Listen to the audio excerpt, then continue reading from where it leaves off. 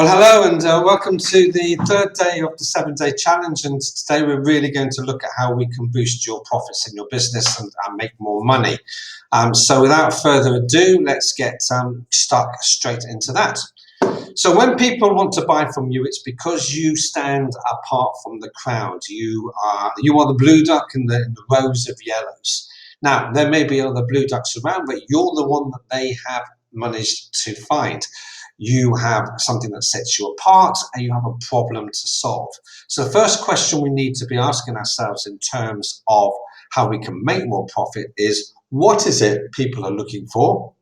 What problem can we solve? Why us? And where are they looking? Where are they going to find us? Where do we need to be so that they can be seen? And in the next episode of the 7-day challenge, we're going to be looking particularly at niche and what sets you apart. But let me bring you back to something that you will remember from the last 2 days, the 5 ways. I'm hoping that you are now familiar with the language. The 5 ways, the 5 inputs is your leads, your marketing, your conversion, your sales, how much on average people buy, how many times they buy from you, and your margins to give you your profits. Now, where do you think most people look first when they want to make more profit? You're probably thinking marketing.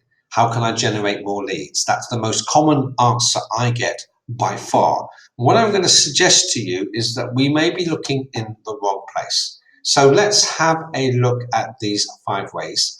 And let's do it by initially putting some numbers in. So what are we seeing here?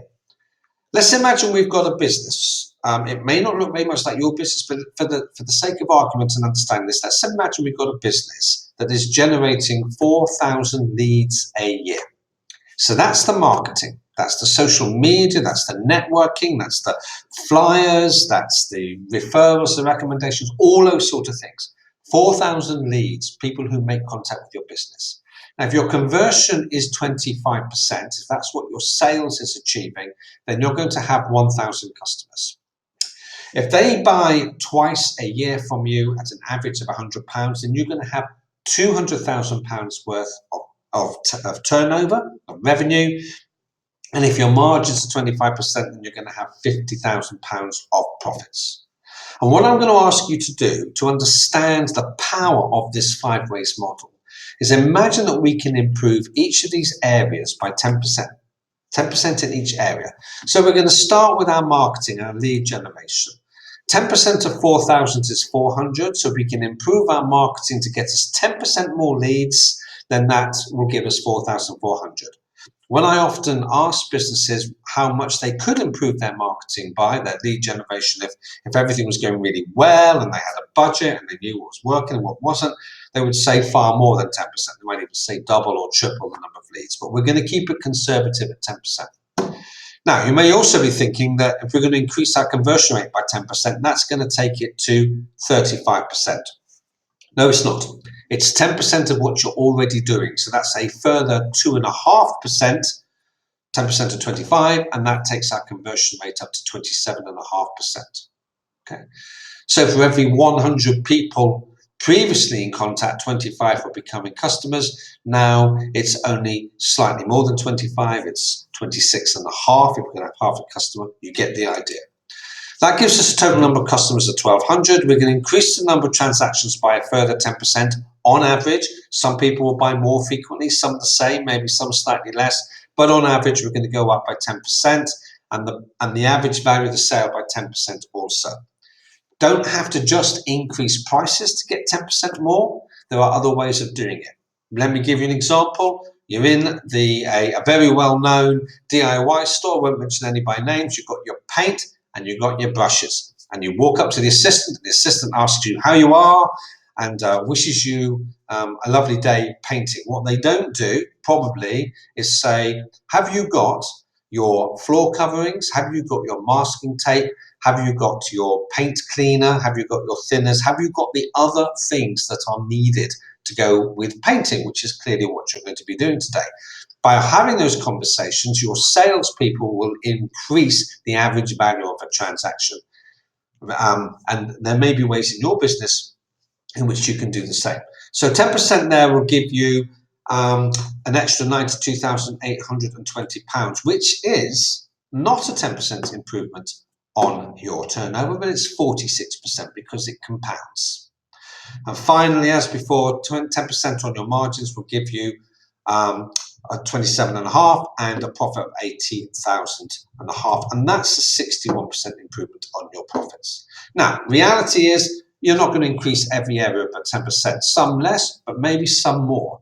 The question is, where are you going to start to get those increased profits? If you're thinking marketing, hang on a minute, let's just think very carefully about this. So here we go. The first place to look in terms of increasing your profit is likely to be your margins. What is inefficient? What is a cost to business? Now, in order to get this right, we need to be clear on the difference between a cost and an investment. Your marketing should be an investment. You should get more back for every pound you spend on your marketing. If you don't know whether you are, you need to test and measure. But we buy our clients, our customers. And that's our marketing spend and our sales spend. So in terms of your marketing, that is an investment, not a cost. When we're talking about costs, we're looking at overheads, we're looking at staff, we're looking at electricity bills, we're looking at those kinds of things, or the things that aren't bringing any money in at all. But marketing, coaching, and training should be investments in your business because they should lead to further growth. We start with margins. We probably then look at conversion rates. If you've got a 20% conversion rate, 8 out of every 10 people are not buying from you. Now, if you want a further 2 people out of every, a further 20 people out of every 100 to buy from you, you could double the number of leads to 200, but it's probably easier to work on the sales. It's less time consuming to improve the sales process than it is to get that extra number of leads. Think about it for a moment. You've got 100 people, and you've got, for every 120 are buying, you need 40 to buy. Do you double to 200 or do you improve your sales process? The third place to look is the average value of a sale, how much you're getting per transaction. What can you do to improve it? And the fourth is, what can you do to improve the number of transactions you are getting from each person that buys from you? Is there something in the way you set up your business that you can get repeat buys from people? Can you sell more to previous customers? And then finally, it's likely to be the number of leads, the marketing. Now, this isn't going to be true for every business, but I share this with you as an indication of what you might need to be focusing on, and it may not be the number of leads, which is where most people go. So the question for you is, which ones do you need to focus on? And here's your challenge. Go back to your 5 ways numbers if you previously haven't looked at those, and ask yourself the question, of these 5 ways, which are the most important priorities for you at the moment? Or what are you currently prioritizing? Are you prioritizing your marketing over everything else, or are you prioritizing your overheads? Second question to ask yourself is, have you got that right? Do we need to think again about that? And finally, if we do need to think about that again, where does the focus need to go? So I'll leave you with that thought. You've got the 5 ways sheet on the Facebook page. Have a look at it, make your decision, think about it, make a commitment to make the change, and I look forward to speaking to you tomorrow.